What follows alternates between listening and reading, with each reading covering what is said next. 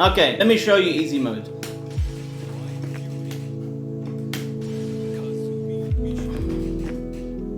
Should I do it with headphones on? Because I don't want to be too loud. It doesn't matter. Oh shit, sorry about that, chat. I didn't realize that was so loud because that's right next to the microphone. Stepping and punishing strings is so AIDS. It is in Tekken 7, it's not great. Alright, so first of all, I'm just going to show you a move that Kazumi has, and let's look at it. Let's look at this move. Maybe Kazumi wasn't the best option, right? Okay, wait. Maybe I just use forward, forward, forward.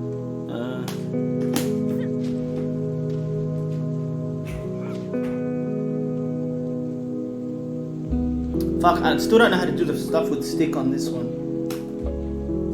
Alright, you see how this is -7 easy mode? Now, the idea behind what I'm about to explain is why should you attack when you're on heavy negative? And basically what happens is, let's say I'm versing someone and they do a move that's heavy negative. So for example, -7, -8, -9 or whatever. We all agree those are heavy negative, right? Like most of you would say it's probably best to not do anything when someone blocks those moves, correct? Does anyone disagree? Like in general, as a general approach.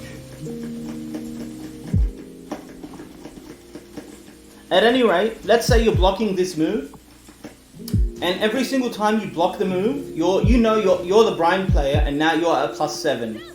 So because you're at +7, the Kazumi player is probably scared to press because their chances of getting counter hit are higher than they would be if they were close to 0 or if they were on plus.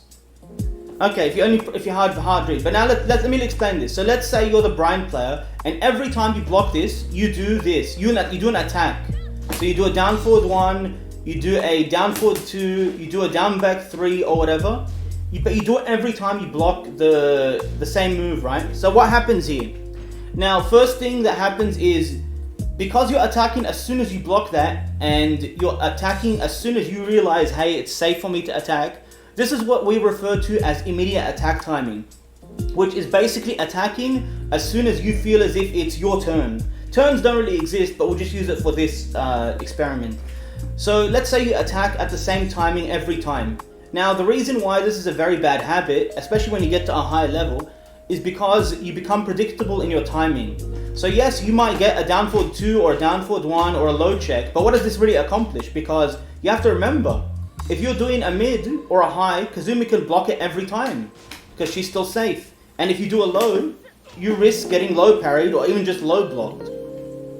So like something like this can happen. So what do you do for that not to happen? Then you have to change your timing. You don't want to always 50-50 because in some situations, your opponent can just fuzzy things. And if they're fuzzying well and they understand what options you're doing, then they can do something that beats multiple options. So for example, let's say the Kazumi player thinks you're going to do a low or a forward 4, because a forward 4 is a counter hit tool that's I-16, but depends on the frame, how fast you do it. Fuck, dude, I'm still not used to the stick. Anyway, let's look at this here. See? What if you do a forward 4, and then, oh wait, sorry, the recording's fucked up, and that happens.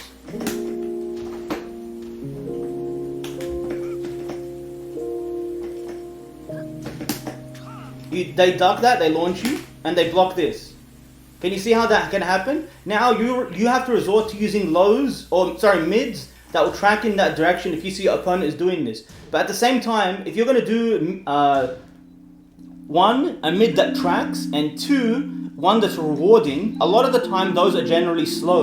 So what happens is, let's say you start wanting to use this. This is an 18 frame mid, and it's a counter hit option. So it's very good when the opponent is at heavy negative, because if they press, they're going to get counter hit. But let's see what happens here. What if the opponent knows you always do the same thing? The Kazumi can just do this. And what it does is it forces the Brian player to play within immediate attack timing. So they have no choice but to press instantly, otherwise they're letting the Kazumi continue pressure. Because the Kazumi now is taking a huge risk. And when someone takes a huge risk like this, the opponent remembers it. And when they remember it, they're probably going to try and do something about it next time. And when they try and do something about it next time, the Kazumi player, all they have to do is block and see what the Brian player does. And then they can build up their information.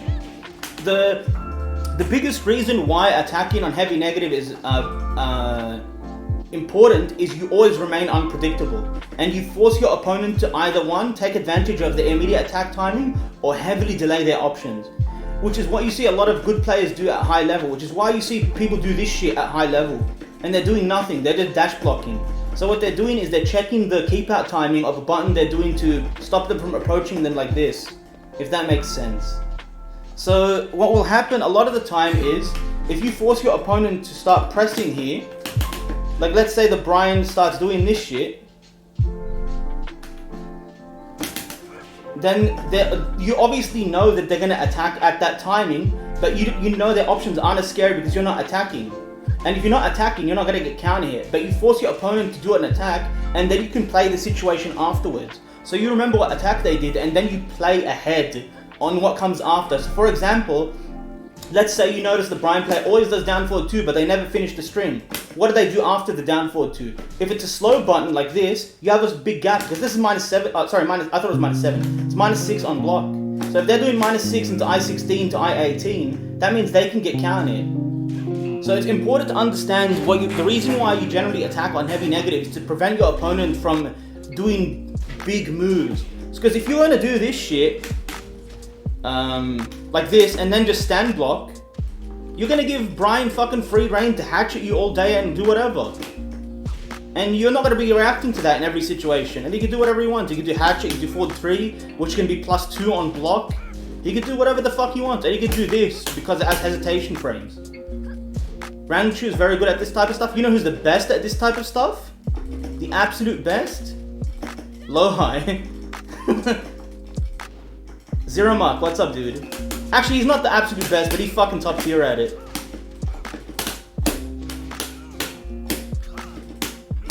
I'm still not good at taunting it up on this stick. But, easy mode, do you have any other questions in that regard? Yeah, they used to before Ranchu moved to Japan, but yes. If anyone has questions in regards to that, let me know, because I'll be happy to answer them. But the thing is, that's a general idea of how it works. There's way more to it. It's so layered. But that's 101. That's like the first level of attacking on heavy miners. Perfect explanation. No, I'm happy that was easy to understand. Because, you know, in the past, I've said it before, I'm very fucking lazy when it comes to editing videos on YouTube, right? And I've been wanting to make a timing video for at least 2 years, but I'm so fucking lazy, dude. So basically what I explained to you is like the step 1 of timing, or step 1 of being unpredictable with heavy minus frames and shit like that. Because you force your opponent to play a way that you can work around. Clip this and put it on YouTube? Actually, that's not a bad idea. I might do that. Thank you for letting me know, Easy Mode.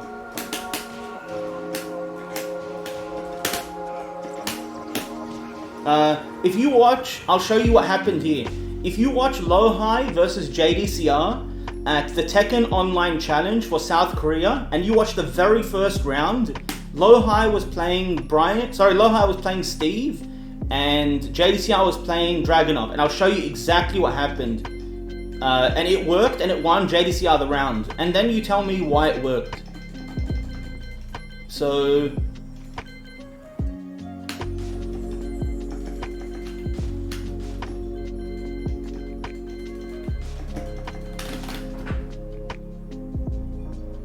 it's important for every character. This is just an important way to approach the game. You have to do this with everyone. But yeah, I will put it on YouTube, why not? I've got nothing to lose. I might do a more detailed thing later, but that's basics. So what happened was JDCR did this.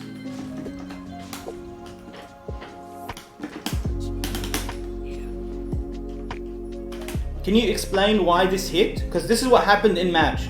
Low-High blocked the up forward 4, which is -9, and then he got hit by this. And you can look at it. You can just look this up on YouTube. It's the first round they played. It was in Cave of Enlightenment or whatever. Low-High wanted to down forward 2? No. Low-High wanted to do a delayed counter hit timing because he knew JDCR will unlikely press when he's on heavy negative. So Steve doing a back 1 check or a down forward 2 check doesn't accomplish much when Dragunov's at -9, because if you do a down forward 2 to mid-check them, this is what happens. The moment that Dragunov blocks this, he can down forward 2 check you and down forward 4 check you, and he can't do anything. Steve can't do anything. You can't weave that, you can't block it, you can't punch parry it because it's a kick, it's 12 frames. And if you're thinking about it, that you can play after the situation. So the down forward 4 is like -8 on block. So yeah, you can block the down forward 4 and then you play the -8 situation, but at the same time, it's the same thing as blocking the up forward 4. So what Aloha did was he probably dashed up to check timing on counter hit, and then JDC I was like, nah, psych motherfucker, eat this shit. And then he did the move straight away. So he did -9 into I-15, which is 24 frames. And it's very, very risky. And he did it against Steve, which is the counter hit god. SGC, what's up, dude? How you doing? So yeah, like understanding how your opponent reacts. So I've said this before. There's a lot of players that try to improve at this game. And by the way, I'm speaking from experience now, chat. This is 100% what I went through. There are players that try to improve at this game and they have a good understanding of their character. They have a decent understanding of other characters in the game. And what they do is they study a lot of frame data, and they think frame data is the be-all end-all. Frame data is only as important as your mind game. And I used to be stuck in the boat where I thought frame data was like god tier, when it's not. Like frame data is only as useful as your application of it. And if you don't know how to apply frame data, then it's not really useful. So if you say to yourself, hey, that's -14, but you never do anything about it, what does it mean? If your move is -1 and your opponent is interrupting you with a 13 frame move, but you don't jab there to stop them, what does it mean? It doesn't mean anything. So when I remember the first time I figured out that frames aren't that important, and what the most important thing in all of Tekken is mind games. Like nothing comes close. It's like mind game, timings, concepts of false information where you feed your opponent false info, but that only works if your opponent is actively thinking, which is very rare in this game. So all this stuff is far more important and far more invaluable and far harder to apply in game than frame data and frame data knowledge and whatnot, if that makes sense. I love JDCI. JDCI is pretty cool. I don't like when he plays Fakum Rum though, but then again, that's everyone in Season 4. Frames are a state of mind. Most people play PvE Tekken. Yeah, I didn't want to say it, but that's what it is. Also, a lot of people play like the very aggressive style where they force their opponent to do something like this. A good example is Nobi. If you watch Nobi play, dude, that guy does a fucking line of coke between each round. He's pressing buttons at the highest APM the world has ever seen, and he's fucking pressing at -50. And he still wins because his opponent like can't keep up with the pace he plays at.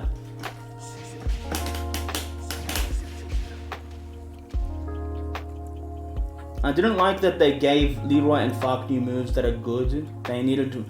The Straw Hat Rain, I agree with you, but at the same time, and I'm pretty sure you understand, Namco isn't in the business of removing moves in the game. Most of the new moves that were added probably should be removed, but you know, because they're new and they paid to have them animated, it's very unlikely.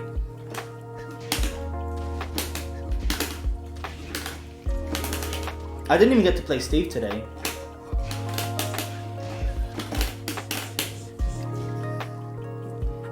Frames are a state of mind. Frames are very important. They are, like, but you have to know how to use them, and you have to know why, what the application. It's much more difficult than just knowing. Hypertrophy, what's up, dude? Does Double play like Nobi? I remember he had. Double is not as aggressive as Nobi. I've seen Double play offline. He versed a friend of mine. He's very, very precise with his timings and whatnot. Chilling, good to hear. Dude, I still need to get used to this stick.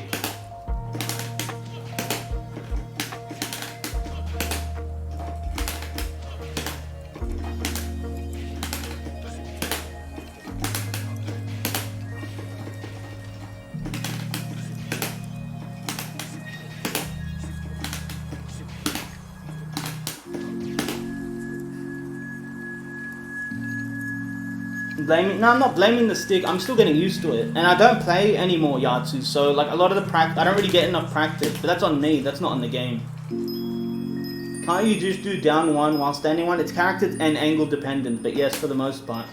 Frames are a myth. They're not a myth.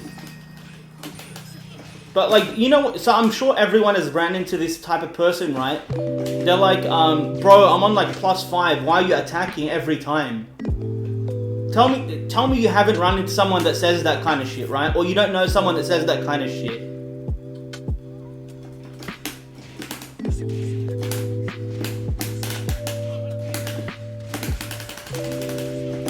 That's me? Well, that mentality is really, really bad, because if someone is pressing when you're at +5 every time, why don't you fucking make them respect it?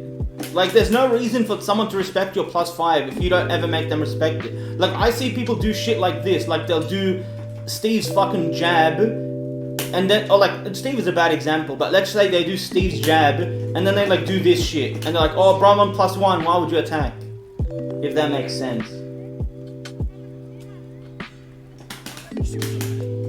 If you force someone to play within their immediate attack timing, then you can make them scared to attack when they're on -5. But otherwise, it's on you.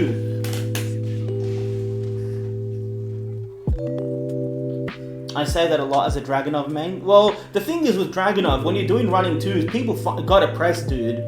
They gotta press eventually. And Dragunov doesn't have the best counter hit tools, so people aren't as scared. I do get what you mean, Alchemist. What I know you're saying, just saying this is a general type thing, but I think you need to take specific characters into account. Oh, no. Paragon, 100%. Characters and player, more importantly, because how an opponent thinks is far more important than all the characters' moves, because they might resort to only like 3 moves the whole time. So the player is more important, but if you understand the character's frames and their moves, and then you break it down from a player perspective, see how that player is using those moves, then it becomes much easier to determine what the best game plan and approach is. But what I'm saying is, like, let's say it's a 1st to 2, and it's the first round, right? Let's say my opponent, the Dragunov, does a while running 2.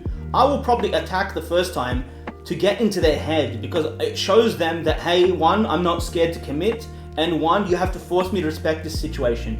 And because it's the first round, it's the least detrimental to me in the long run, because I have many more rounds to work with and I already have some information. And now if the while running 2 comes up again in future rounds, I remember what happened, and then I could deal with it accordingly in the coming rounds.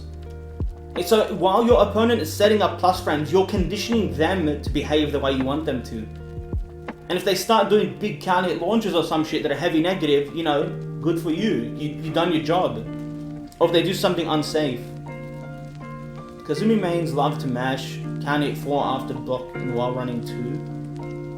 While running 4 after while running 2 is pretty bad. I don't know why anyone does it there. I mean, I understand if you have a read and the opponent's coming in every time because of the pushback, but it's too risky because it has too much pushback. So if they don't press, you're going to get launched. But then again, it goes back to player more so than character. If the opponent only does simple pokes after plus frames, I might press from time to time because I'm not going to lose that much. And if they're doing pokes, like for example, let's look at Dragunov. Wait, am I Steve or am I Dragunov? Okay, I'm Dragunov. Let me just reset. And let me get away from the wall. What? What? It's not resetting.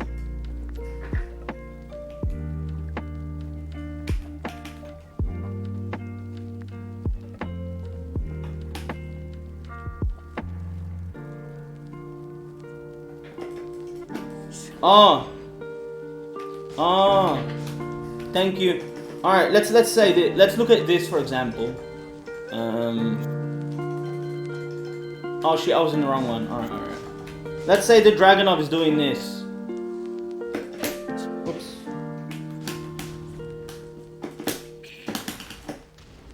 So this is a frame trap because the Dragunov's on +6 and that's 12 frames. Now we can explore how to beat this option. So here, can I sidestep right? No. Can I sidestep left? No. Can I weave right? No. Can I weave left? No. So Dragunov is doing this every time to check me now, correct? So if Dragunov is doing this to check me, now let's see what happens if I block the down forward 4. Dragunov is at -9. So now you, as the Steve player, you are the aggressor in terms of frames, but you can also get a lot of information here. You don't have to attack. You can see how long they wait before they attack again. So let's say something like this happens.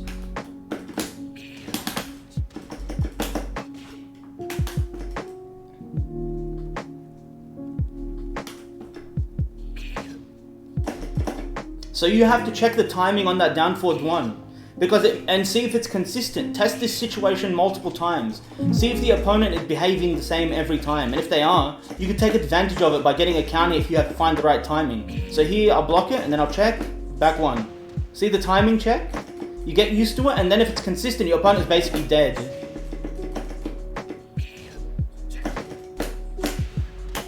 And that's basically how you set up counter hit timings with most characters. This is the most important thing for Steve. It is by far the most important thing for Steve. Actually, one of the most important things.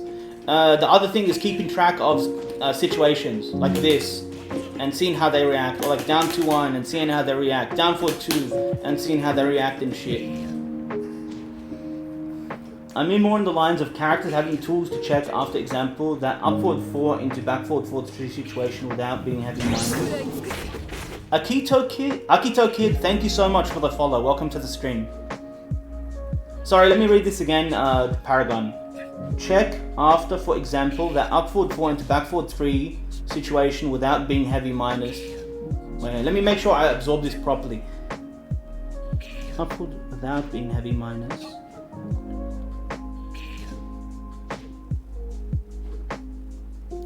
Fuck, I'm having trouble breaking this down, dude. I meant more in the lines of characters having tools to check after the example of that upward. So you're saying they check you after the upward 4 is blocked? Is that what you're saying? Or am I misinterpreting it? Akito Kid, someone said I should clip this and post it on my YouTube, so I probably will post it later tonight or tomorrow. And thank you, I'm glad people are enjoying it. I mentioned it earlier, but I don't know if you were here. I plan to do something really long and in-depth in regards to this topic, but it's not an easy topic to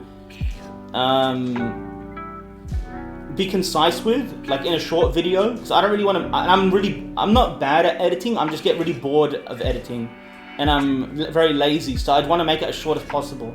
But it's a very in-depth topic, so it's counterintuitive.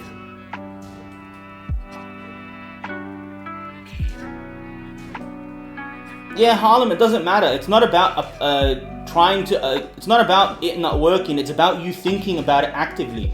Active thinking and not achieving success is still better than not thinking and achieving success.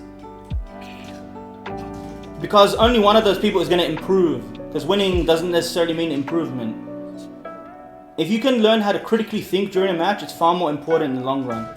Are you just being a dick? No worries. Yes, without being heavy minus, like Steve's down forward 2, so you don't have to. Wait, hold on. I'm gonna pause this because my brain hurts right now. I'll see what's up. Without being heavy minus, like Steve's down forward 2, so you don't have to play. Oh no! I know exactly what you mean, Paragon. So you're basically saying, what if Dragunov was at -2 and then did the back 4-3 or something like that? Is that what you're saying?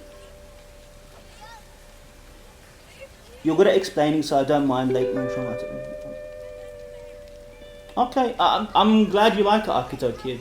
I might break it up into a few parts because it goes over a few things. I've explained these things to people, and that's what happens. Thanks, Harlem. I appreciate it. Good thing this stream still farms brain cells. Oh, hey Kane, what's up, dude? How have you been? Dude, I still don't remember how to say your name, and I'm really sorry. Is it Kane or Kaneda? But welcome to the stream. No, Akito Kid, I do have a donation button. I'm pretty sure I do. But please don't feel obliged to do so. It's the Claudio one. It's the one that looks like Claudio. Kane des Skaks? Maybe. I don't know. At any rate, how do I phrase this?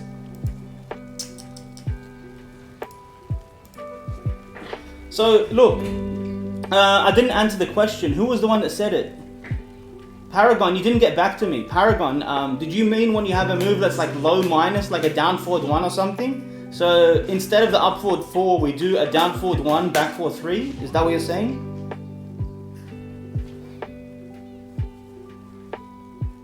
Hey, Blue Monk, what's up, dude?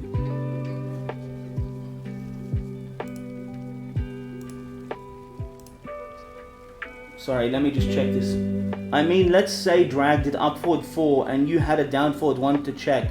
That would stop the back forward 3 and you would be at -1. In my opinion, it's... Yes, but it also goes back to mind games, Paragon. Mind games are very, very important because look what happens if you do a down forward 1. Oh my goodness. Thanks for all these. Looking forward to more of these tips. Thanks for all these. Looking forward to... Dude, no worries, Akidoki. I really appreciate it. Thank you so much for the $5. Honestly, last time I tried going into detail for something like this, people weren't... It's not that they weren't interested, it's just that people didn't really understand. Dude, this guy, fucking delirious with the gifted sub. Thank you so much, Paulie. But you see that, Paragon? So he has an option if I down forward 1 check.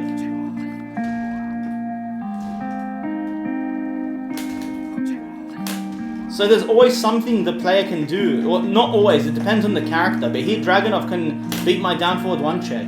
But obviously he's taking risk. Because that's a punish. Or I could just do this, that's a punish. But then what I'm doing is I'm not attacking. So he has mental frames. Because if I don't attack on immediate attack timing, my opponent has free mental frame advantage.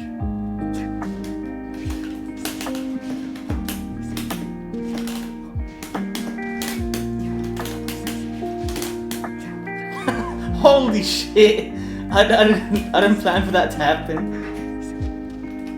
Delirious always giving away his paycheck. The man is too fucking generous.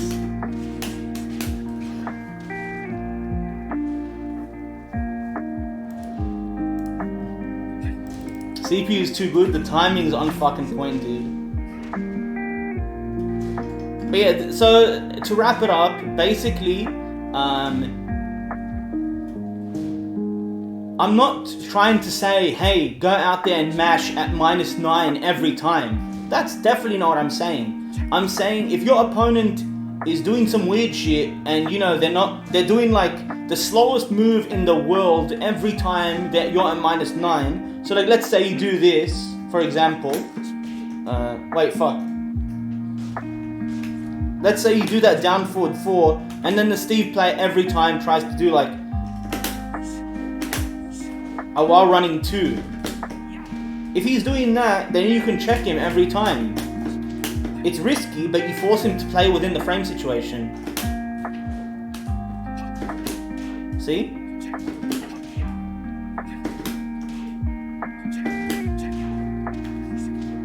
Yeah, I'm not trying to say mind games are non-existent or something. I'm just saying the options you have access to are characters. Of course they're character specific. If you didn't have the parry, then you play the situation differently. Of course, I'm not saying otherwise. You're 100% correct. Dragunov parry, I don't think is chickenable. Is it? Let's check.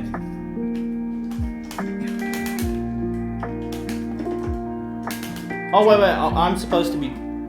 I'm an idiot, don't worry.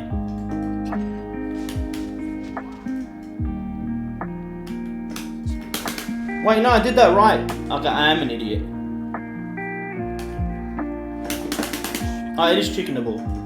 Man, does anyone else in the chat think chicken should give a bigger reward? I think we should give a knockdown.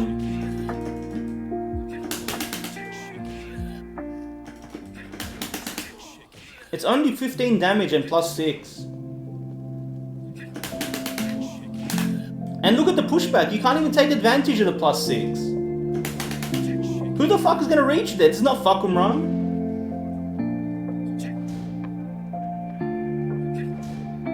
Dropping pants for food.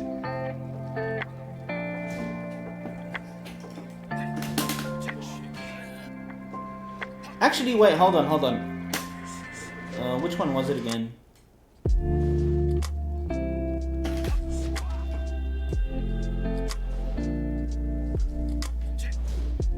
Fuck, I keep hitting the wrong button. I'm trying to hit start.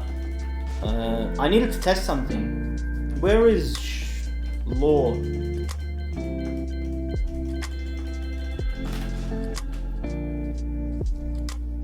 I think just a knockdown is good, like a wall splat. $1.05. What's up? Chicken should stun. I don't think it should give a combo. I think a knockdown, like similar to something like this, maybe would be like this. Wait, no, that doesn't knock down anymore. What knocks down? Maybe similar to this. That would be really good. Or maybe a knockdown that wall splats. I don't know. But I was going to check, so I forgot which one it is. So Law's thing. Is this left hand or right hand? Oh wait, that's not gonna work. I gotta do smaller negative. Wait, bigger negative, smaller negative, smaller.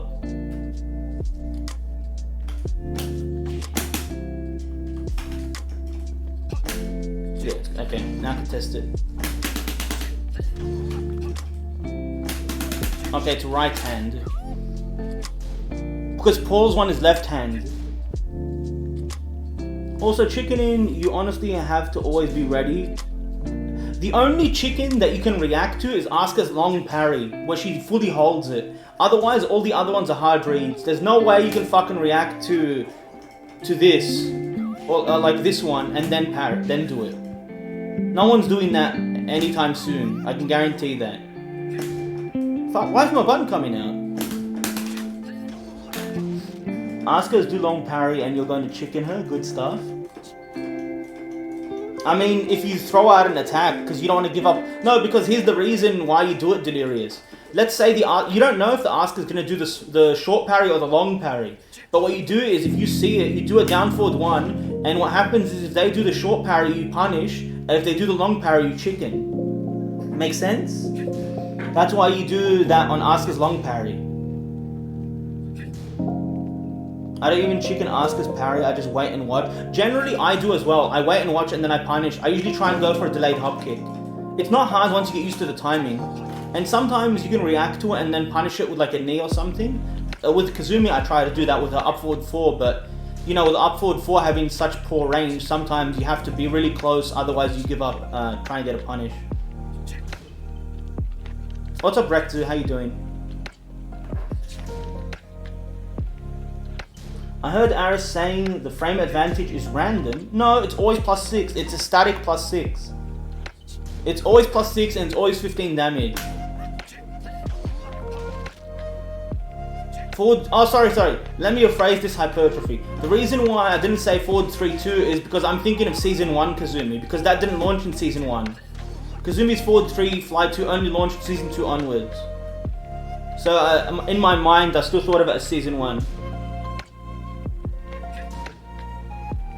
Rektu, I am from Australia, and yes, I do know a Maltese. We have one Maltese Tekken player here in Sydney. He comes to offline sometimes.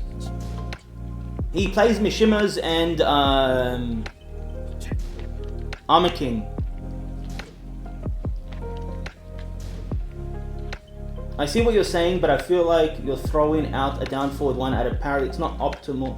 No, it's not optimal at all, but it's basically the safest option you have. Safe is almost always better than optimal, because optimal, you have to be very on point, and not everyone's going to always be on point. So you're going to get difficulties where, you're going to get times where you're just a bit behind, and then you fuck up, and then you're dead. Like, let's say you're a bit late, and then you see the parry, and you do a hop, like this flip kick, right? Because you want to get the max punish, and then you're left at like -18 or 19, or this is -17. Because the opponent recovered faster than you thought they would.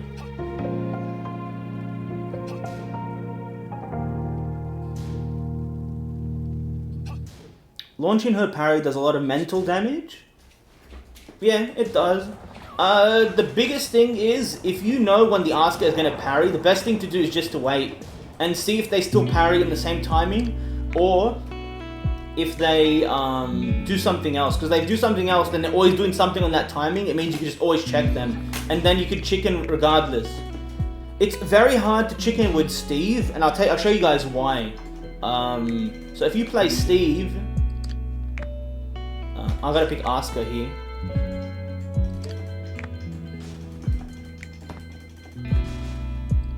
And this has to be Steve.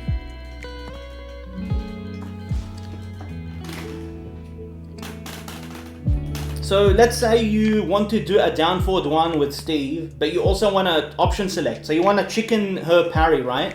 So what happens is you have to press either forward 1+3 or forward 2+4.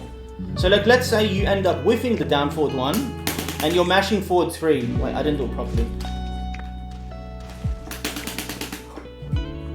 This is what happens. Steve goes into duck, and you're doing the 1 or the some shit like that, and then Asuka just launches you.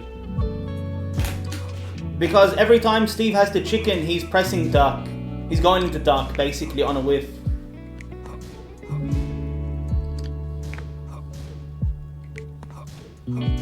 Just pick Fark, bro, everything is knees and elbows.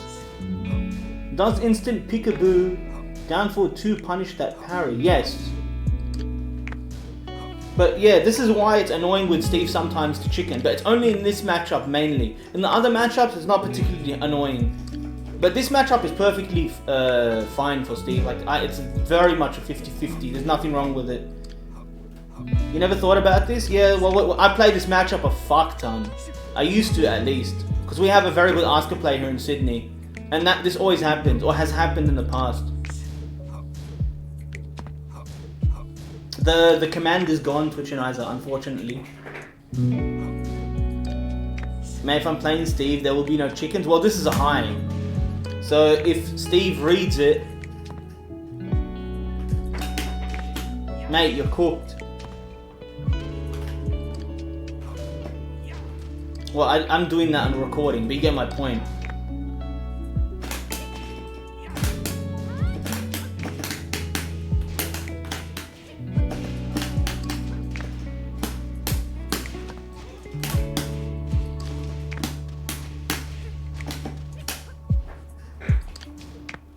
Usually Askers will try to parry the extended duck mix-up, and that's an easy... Yes, you always... if you're versing a Steve and you struggle against extended duck mix-up, like if Steve is doing this or this, the most important thing you want to do against Steve is 1, you either parry, or 2, you counter hit him. Because he can't block during this stance. If he's an extended duck, he can't block, and there's a time before he can cancel into a block. And if you make them scared in this situation, what happens is they might just start doing this shit, which is perfectly fine, but it's more mental frames. Sometimes what Steve players do is they'll delay their options, because you can delay extended duck options like that. That's like a max delay duck forward 2, or you could do max delay duck forward 1. You know how they gave Asuka a Sabaki in season 4? They just don't want her to block ever. I mean, I don't know. I understand that they gave her a parry, but I mean, you know. The thing is, I don't. A lot of the stuff just doesn't make sense. But look, I'm turning a new leaf, chat. I'm not gonna shit talk the balance in the game anymore. I think I'm beyond that at this point. I think for me, right now, the best thing to do is just to relax, play some Tekken, and maybe help some people out with some stuff they're struggling with. But when it comes to shit talking the game's balance, I'm done with that for now. Like, I don't accomplish anything by doing it, and it just makes me more pissed off by the end of the night.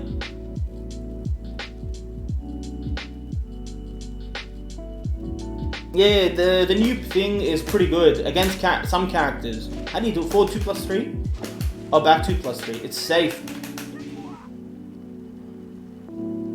No, not beyond shit talk. Get it straight, Tommy. I'll never stop shit talking. I'm just not gonna shit talk the balance. Never stop shit talking.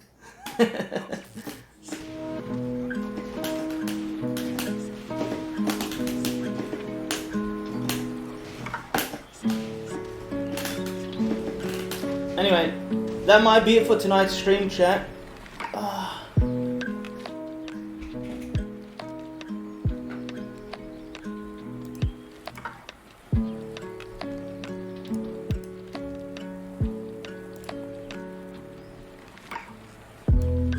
So since a lot of people said they would like to see that thing posted on YouTube, I'm gonna do it. I'm gonna post it.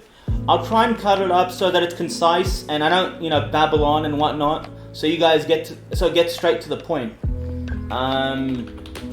Thank you guys for tuning in. Thank you for the follows. Thank you for the subscriptions. Thank you for the donations. Thank you for Akito Kid for the donation. I really appreciate it. And the gift sub, Urethra Franklin and Delirious. I will probably not be streaming tomorrow. I've streamed like 4. Oh, by the way, I checked my stream stats. I streamed 25 times in 30 days. What the fuck? That's a lot of fucking... I didn't even notice. That's because I just been streaming Hollow Knight and offlines and whatnot. Anyway, I might take tomorrow off. Thank you guys for tuning in. I'm going to throw you guys over to JFK. As always, until next time, peace.